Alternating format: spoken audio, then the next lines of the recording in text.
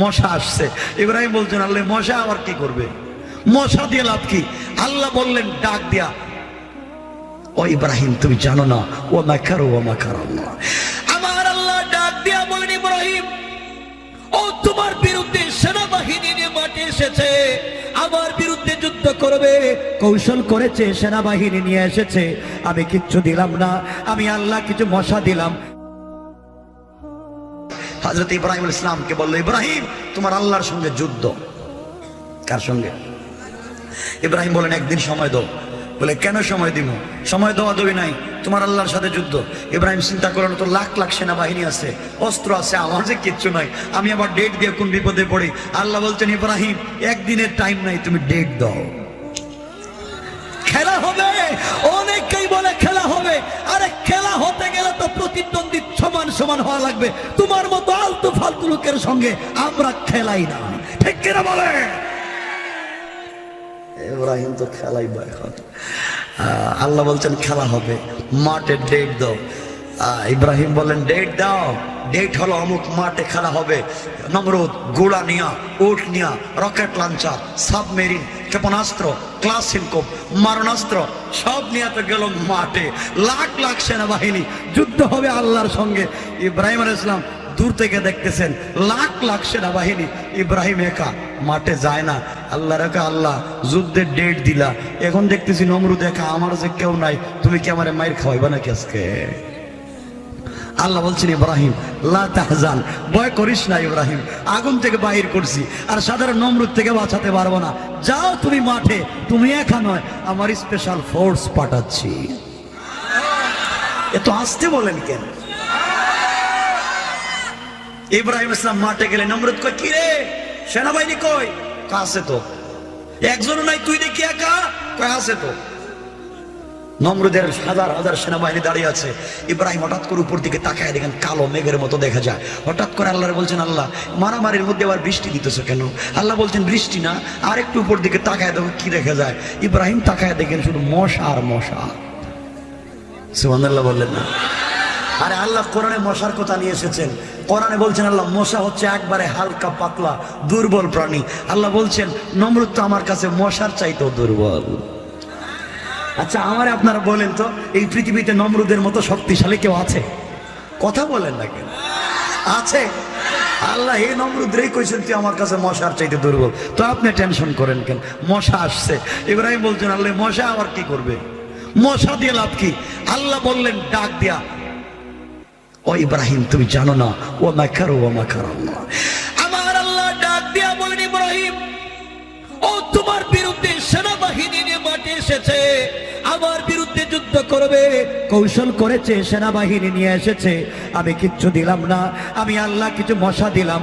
ইব্রাহিম তুমি শোনো, তারা যে কৌশল করে আমি আল্লাহর বড় কৌশলী। আল্লাহ কোরআনে জানায়া দিলেন, আল্লাহ রাব্বুল ইজ্জতুল জালাল বললেন ওয়া মাকারু ওয়া মাকারাল্লাহ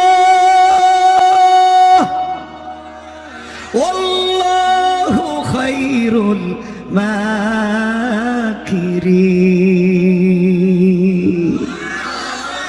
আল্লাহ বলছেন ও আবার কিসের কৌশল করে? যা মন চেক করো কৌশল। ইব্রাহিম তুমি মাঠে শুধু থাকো, তোমার কাজ হচ্ছে থাকা, আর আমার কাজ হচ্ছে তোমাকে বিজয় দেওয়া। সুবহানাল্লাহ কইতেছেন না? আর জিহাদ আরম্ভ আসি তো জিহাদে, জিহাদ জিহাদ জিহাদ চাই। জিহাদ আরম্ভ হইলে টেলিফোন বন্ধ করে বাসায় কম্বলের নিচে ঘুমায়, ঠিক না? আল্লাহ তোরাও চিনি, তুই তো জিহাদ করে যাস না। আমার বন্ধুগণ ইব্রাহিম মাঠে দাঁড়িয়ে আছে, মশা আসছে, মশা আইসা শুধু কামড়ায়, শুধু কামড়ায়, যারাই কামড় দেহেই নাই, যারাই কামড় দেহেই নাই, যারাই কামড় দেহেই নাই। নমরুদ দেখি আবার কোন আরম্ভ হইল কারবার, মশা কামড়াইলে মরে যায় কেন? নমরুদ দেখছে অবস্থা বেগতিক ভালা না, ঘোড়ার পিঠে সওয়ার হইয়া দিছে দৌড় বাড়ির দিকে। নমরুদ যখন দৌড় দিছে, একটা ল্যাংড়া মশা, মানে বিকলাঙ্গ, পা নাই, ভাঙ্গা, যুদ্ধক্ষেত্রে আসতে পারে নাই, পা ভাঙ্গা দিকে রাস্তা দাঁড়ায়া দাঁড়াইয়া চিন্তা করতেছে এই পা ভাঙ্গালে যুদ্ধে গেলাম কি, বৈশা থাকি এখানে, এখানে বৈশা আছে, পাওটা ভাঙ্গা। হঠাৎ করে দেখে বড়টা যাইতেছে, নমরুদ যাইতেছে, আল্লাহ আল্লাহ কি ও পাও ভাঙ্গা যুদ্ধে গেলে না, কই পারি না। এখন ডাকতেছো কেন? কই আল্লাহ বড়টা তো যায়। কই আল্লাহ বলে তুই কি করবে? আরে বলে মশা বলে আল্লাহ তুমি হুকুম করে দেখো না আমি কিছু করতে পারি কিনা। আল্লাহু আকবার বলে। আল্লাহ কো যা ল্যাংড়া তোরে দিলাম, যা দেখি কি করো, যা যা। ল্যাংড়া রাস্তায় গিয়া এই যে মশার দুইটা সুর আছে না, এই যে ডাইরেক্ট দাঁড়াই আছে। নমরুদ দৌড়তাছে দৌড়তাছে অমানে দৌড়তাছে, ডাইরেক্ট ল্যাংড়া মশাটা নাক দিয়ে ঢুকে মগজে চলে গেছে গা, কোনো কারবার নাই। ভিতরে গিয়া কতক্ষণ পরে পরে কামড় দেয়। নমরুদ ও কিরে আমার মাথায় কামড়ায় গেডা, যুদ্ধে গেলাম ভাবে এখন কামড়ায় কেন? কামড়ায়, বাসায় গেছে ভাল লাগে না, শুধু কামড়ায়। শুইল, থাপ্পড় দিয়ে দেখে ভাল লাগে। যখন নমরুদ মাথায় থাপ্পড় দিছে, মশা কয়টো জিরে আলোই জিরাইছে। নমরুদ কোথায় থাপড়াইলেই ভাল লাগে দেখা যায়। একটা লোককে বেতন দিছে 10,000। স্যার আমার কাজ কি? তোর কাজ শুধু থাপ্পড় দিবি এবারে। আল্লাহু আকবার বললেন না? আরে কি কৌশল করছিল সে, আর আল্লাহ কি কৌশল করছেন শুনেন না আল্লাহর কোরআনের আয়াত। আমার আল্লাহ বলছেন ইন্না কাইদাশ শাইতানি কানা দাঈফা। আল্লাহ রাব্বুল ইজ্জতুল জালাল বলেছেন কাফেরেরা যত কৌশল করে না কেন, সবগুলা কৌশল আমি আল্লাহর কাছে দুর্বল। কোন সুবহানাল্লাহ। দুর্বল না? মশা কামড়ায়, আল্লাহ কো তুই বেতন দিবে, তুই মাইর খাইবি। বেতন দিছে 10,000, প্রতিদিন থাপড়ায়, ঘন্টায় ঘন্টায় থাপড়ায়। কো স্যার এক বেতনে প্রতিদিন এই ডিউটি আর ভালো লাগে না। কি করম? আগামী মাসে বেতন না বাড়াইলে কিন্তু চাকরিতে আর আসবো না। তো বাবা বাড়াইয়া দিছে, তোর পায়ে ধরি চাকরি কর। বেতনও বাড়ায়, মায়েরও খায়। মায়ের খাইতে খাইতে চলে গেছে 100 বছর। এখন কর্মচারী কো স্যার আমার হাত শক্ত হয়ে গেছে লোহার মতো, তোমার মাথায় আর বাইরেতে ভালো লাগে না। কথা কি করবে? কো স্যার একটা ট্রাই করে দেখি না। কি ট্রাই করবে? কো স্যার একটা দেখে লই।